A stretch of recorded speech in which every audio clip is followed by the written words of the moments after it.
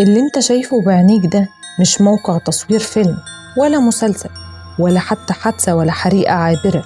دي قرية كاملة يقال إن الجن هو اللي بيعمل فيهم كده، وفي بيوتهم وزارهم مئات الشيوخ على مستوى الجمهورية، وإعلاميين وصحفيين كتير جدا مشهورين راحوا بس عشان يصوروا اللي حصل واللي بيحصل في القرية. منهم الإعلامية ريهام سعيد، كانت رايحة تصور أثر الحرايق واللي حصل في البيوت وفي الزرايب بتاعتهم من تلفيات، وتسمع الناس ويحكوا لها إيه اللي بيحصل معاهم في قريتهم، وتوصل طلبهم وتطلع صوتهم للمسؤولين. بس اللي حصل مفاجأة بكل المقاييس. بدل ما كانت رايحة عشان تصور أثر الحريقة قامت وولعت لوحدها وهي بتصور، وإيه، في مكان ما فيهوش حتى كهرباء. ودلوقتي واحنا واقفين ولع لوحده. عشان محدش يقول ده ماس كهربائي، كأن الشيء أو الكيان أو الجن على حد وصفهم بيقول لهم أنا أهو موجود، والناس دي مش بتكذب ومش هاممني حاجة ولا هاممني حد. تعالوا أعرفكم إيه اللي بيحصل في القرية بالظبط، وإيه السبب اللي يخلي الجن يعمل فيهم كده لو هو فعلا الفاعل.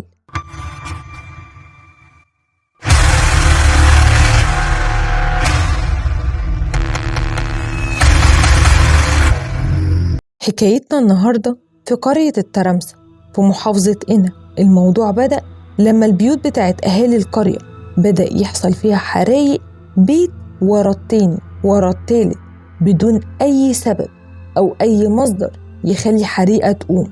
يعني أسرة تبقى قاعدة في حالها عادي في بيتها، ومرة واحدة يلاقوا ترابيزة بتولع، دولاب بيولع، فرش بيت كامل النار تمسك فيه، ومحدش بيعرف إيه سبب الحريقة دي، خصوصاً إن ما بيكونش فيه أي مواد تسبب الاشتعال أو حتى أي مصدر كهرباء. الموضوع زاد جداً لدرجة إن أغلب بيوت القرية حصل فيها حرائق. والغريب برضو إن النار أول ما بتبدأ بتكون ضعيفة وسهل يطفوها، لكن لو ملحقوهاش في أقل من دقيقة بتزيد بطريقة سريعة وغريبة جداً، وبتكون قوية لدرجة إن ارتفاعها بيوصل يجي ل3 أدوار، ومش ممكن يعرفوا يسيطروا عليها لحد ما تخمد وتطفي لوحدها. والأغرب بقى كمان إنهم أثناء الحرائق أما بتقوم ساعات كانوا بيضطروا ياخدوا من الرمل اللي في الأراضي كعامل مساعد مع المية عشان يلحقوا يطفوا الحرائق قبل ما تكبر. بس حتى الرملة بقوا بيخافوا يجوا جنبها أو يستعملوها، لأن بقى بيظهر في الرملة عقارب، فكل الناس في القرية بقوا حتى مش عارفين يستعملوا الرملة ولا عارفين يطفوا بيها الحرائق اللي بتقوم من العدم. حرف حاطط يعني احنا جينا نطفي بالرمله، حاطين زي العقارب في الرمله، زي العقارب، بس مش عشان نخاف نطفي بيها، نخاف ناخذ الرمله نطفي بيها النار. طبعا الأهالي بقوا عايشين في حالة من الخوف والفزع، والوضع مع الوقت بقى بيسوء أكتر وأكتر، وبدأ كل شخص يقول تفسير مختلف. في اللي قال إن اللي بيحصل ده عبارة عن ماس كهربائي، وفي اللي بقى يقول إن ممكن روث البهايم اللي بيستخدموها مع الحرارة والحر بتولع ويبدأ الحريق. وزي ما بدأت التفسيرات المنطقية تظهر، برضو في ناس بدأت تبرر إن الأسباب دي وبكل تأكيد مش هي السبب في الحرائق اللي بتحصل، لأنه لو ماس كهرباء مثلا، إزاي مرة واحدة وبدون مقدمات أسرة تبقى قاعدة في أمان الله ويشموا ريحة حريقة، يقوموا يدوروا على مصدر الحريقة يلاقوا دخان خارج من الدولاب، يفتحوا يلاقوا النار ماسكة في الملابس والفرش اللي فيه، ومرة يلاقوا الترابيزة اللي قاعدين حواليها بتولع. أي ماس كهربائي سبب حرائق بالشكل ده. ولو فرضنا إن روث البهايم السبب، إيه دخل الروث في البيوت والدواليب وغيره؟ فطبعا أغلب الناس رفضوا رفض قطعي إن اللي بيحصل ده يكون له علاقة من قريب أو من بعيد بالسببين اللي ذكرتهم. وناس تانية قالت عشان بيوتهم مبنية من حاجات عضوية وطوب لبن، فممكن برضو يكون عامل من عوامل الحريق. طب ما في بيوت تانية مبنية من الخرسان والطوب الأحمر في نفس المكان وبرضو بتولع وبنفس الطريقة ونفس كل حاجة. قالوا بيوت بلد عشوائيات، أو ده مسلح شقة يعني لا مؤاخذة. إذن المشكلة مش في البيوت مبنية من إيه، وبدأت الناس تقول إن اللي بيحصل ده بكل تأكيد له علاقة بالجن، وبدأت الأهالي تشغل قرآن وحاجات دينية في البيوت، ويشغلوا التلفزيونات على قنوات القرآن الكريم. والمفاجأة إنهم بيلاقوا الفيش بتاعة الكهرباء بتسيح وتولع، والتلفزيون كمان يولع، وبعدها الحريقة تقوم، كأن الجن بيقول لهم والله ما هريحكم ولا هسيبكم. والوضع بقى بيزداد سوء كل يوم عن اللي قبله، لدرجة إن في بيت ولع 7 مرات في ساعة واحدة، وكل ما يطفوا الحريقة بعدها بدقايق تقوم تاني. واللي يخليك تقول إن ممكن يكون جن اللي بيعمل كده كلام الأهالي اللي بيأكدوا إن الحرايق بتقف تماماً خلال شهر رمضان، وبعد رمضان كل شيء بيرجع لأصله وتبدأ البيوت تولع من جديد. الناس بقت خايفة على نفسها وعلى أطفالها، فقرروا إنهم يهجروا بيوتهم ويفرشوا في الشوارع ويناموا بدوريات، يعني شوية يفضلوا صاحيين للحراسة عشان لو أي حاجة حصلت يلحقوها، وشوية يناموا ويريحوا وبعدين يبدلوا.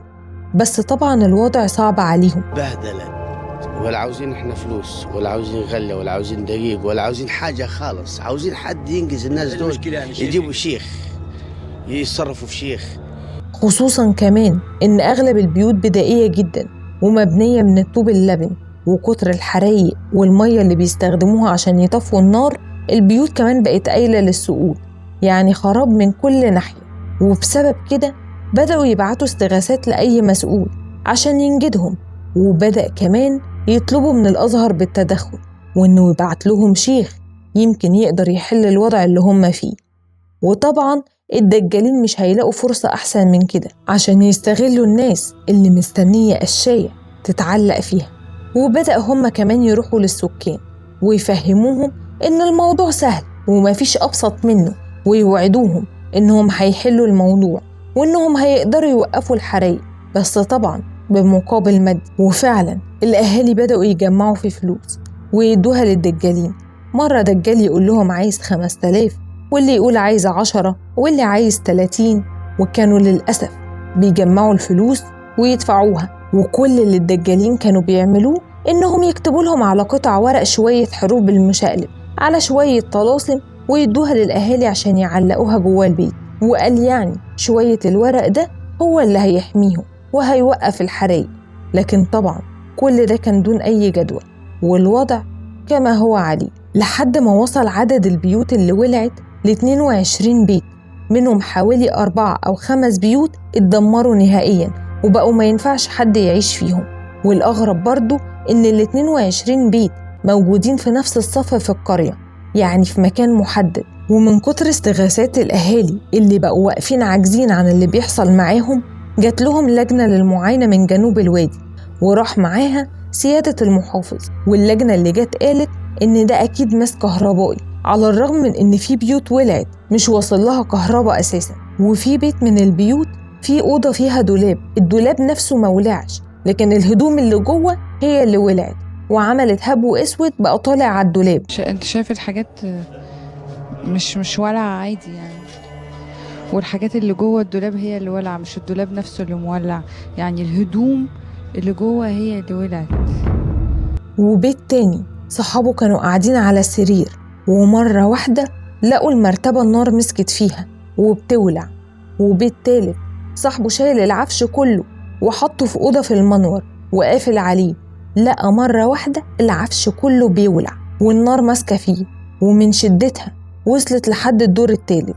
الناس لاحظت إن اللي بيولع المتعلقات اللي جوه البيت، يعني سرير، دولاب، مرتبة، ترابيزة، أو حتى هدوم، لكن النار مش بتولع في البيت نفسه الأول، هي بتبدأ في حاجة من الحاجات دي، وبعدين لو ما سيطروش عليها بتمسك في البيت كله. ده غير إن كذا مرة النار تبدأ والكهرباء قطع أساساً، وده كلام الأهالي. والمشكلة كمان الأكبر إن القرية مبنية بطريقة عشوائية وغير مخططة، فحتى لو طلبوا المطافي عشان تيجي تساعدهم، المطافي أصلاً في شوارع وحارات مش هتعرف تدخلها من دقها. ده غير إن النار بتيجي من العدم ومرة واحدة، وبتمسك في حاجات غريبة غير متوقعة أساساً، وما بيكونش فيه أي مصدر للكهرباء ولا لأي مواد تسبب الاشتعال. فالناس في الأول بدأوا يطلعوا عفشهم وهدومهم بره البيوت ويسيبوها بره، وبرضه بتولع. الأسر اللي حالها الاقتصادي معقول شوية لما ما لقوش حل هجروا بيوتهم وسابوها وطفشوا، لكن في ناس معهمش فلوس ولا مكان بديل أساساً عشان يمشوا ولا يهجروا بيوتهم اللي بتولع، ومضطرين يفضلوا فيها، وقالوا احنا صعايدة وعار علينا نسيب بيوتنا اللي ملكنا ونروح نسكن في إيجار، احنا كل اللي عايزينه حل يوقف اللي بيحصل في بيوتنا ده. بعدها راحت لجنة من الآثار عشان تعاين المكان، بعد ما بقى يتوجه للأهالي اتهامات إن في بعض البيوت اتحفر فيها عشان يدوروا على آثار، خصوصاً إن القرية قريبة من معبد دندرة، ده غير مكانها في البر الغربي، فوارد فعلاً يكون تحت القرية بالكامل آثار. وبدأ جزء من الأهالي يتهموا أشخاص بعينهم وإنهم فعلاً بيحفروا في بيوتهم، وبدأوا يطالبوا في وسائل الإعلام اللي بتروح لهم ويصوروهم إنهم عايزين معالجين روحانيين وشيوخ يروحوا لهم يمكن يقدروا يحصنوا القرية ويوقفوا الحرايق. وبعدها راح القرية معالج روحاني اسمه ياسر أبو حامد النجمي، واللي أكد إن فعلاً في بيوت حصل فيها نبش وحفر للتنقيب عن الآثار. وبيقولوا إنه دخل إحدى البيوت دي وبدأ يقرأ آيات من القرآن للتحصين، وأول ما بدأ يطلع من الأرض دخان كثيف وغريب، وسمعوا صراخ شديد من شدته. أهل البيت المجاور للبيت اللي كان بيقروا فيه سمعوه. وبيقول كمان إن البيوت دورين، وإن النار دايماً بتبدأ تولع في الدورين في نفس اللحظة، وعلى حسب تفسيره إن ده بسبب قوة الجن، وإن كده ده مش جن عادي بيأذي وخلاص، ده جن هدفه الانتقام. ولما الإعلام سأله طب ليه الجن هيبقى عايز ينتقم منهم بالشكل ده؟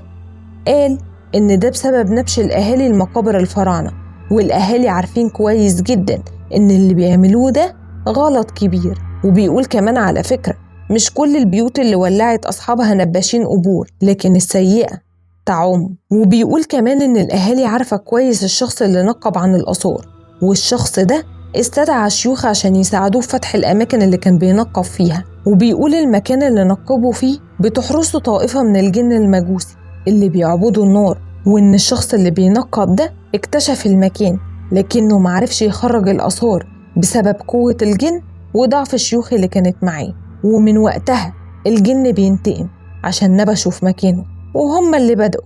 وبيقول كمان المعالج الروحاني إنه أثناء ما كان بيتفقد الأماكن لقى أسحار مدفونة في حوالي 10 أماكن مختلفة، ومش كلها كانت للبحث عن الآثار، كان في منها لتفريق الأزواج والمرض والموت. وقال كمان أنا قلت لهم الحل، وهو البعد عن النبش في القبور والتدوير عن الآثار والبعد عن الأعمال والسحر وقراءة آيات وصور معينة بشكل يومي والخوف من ربنا، لكن هم ما استجابوش، على العلم إني مش بتقاضى أجر عن اللي بعمله، الوضع هيفضل كما هو عليه طول ما في ناس منهم ماشية في نفس السكة. ده كان كلام المعالج الروحاني اللي زار القرية.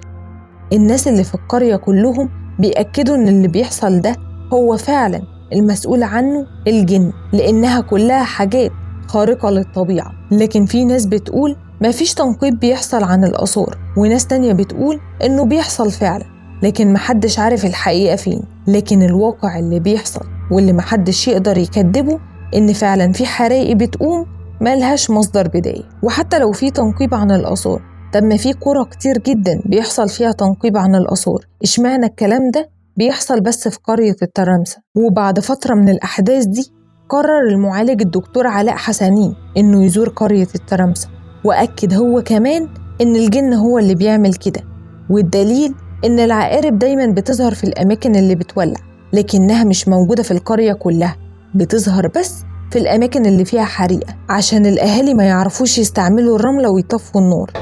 فهذا التفسير بالنسبة لي أنا واللي شفتوه ده جن بيولع كده.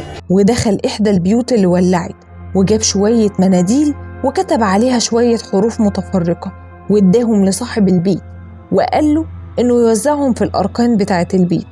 وبعدها بدأ يقرأ قرآن في البيت وشوية، وحط إيده على جبهة صاحب البيت وبدأ يقرأ بعض الآيات، ومرة واحدة سكت ووقف قراية وقال لصاحب البيت خد من المية دي اللي هي أصلا مية مقري عليها ورش على منديلين من اللي في الأركان. وبعدها طلب منه يلم المناديل دي تاني كلها ويحطها في طبق المية. وبعدها دكتور علاء أخد منديل منهم وحطه على جبهة صاحب البيت وأما خلص قراية رمى المنديل في طبق المية. الغريب بقى إن المناديل اللي في المية ولعت لوحدها وهي محطوطة في المية. حاجة غريبة ما فيهاش أي منطق. السماوات والأرض ولا يؤوده حفظهما العلي العظيم. وبحق من قال الشيء يكون فيكون وبحق السر العظيم.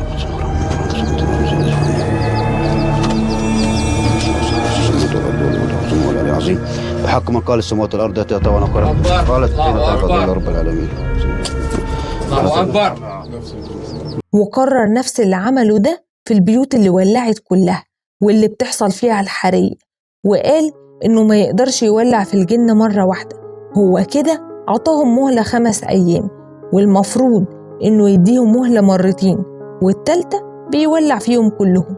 وقبل ما يمشي كتب ورق عليه حروف وحاجات غريبة ووزعه على أهالي البيوت اللي بتولع، وقال إن ده هيحميهم. ومن بعدها الموضوع سكت تماما، والإعلام وقف الأخبار عن القرية دي خالص، ومحدش كان عارف حاجة عنها طول السنين اللي فاتت.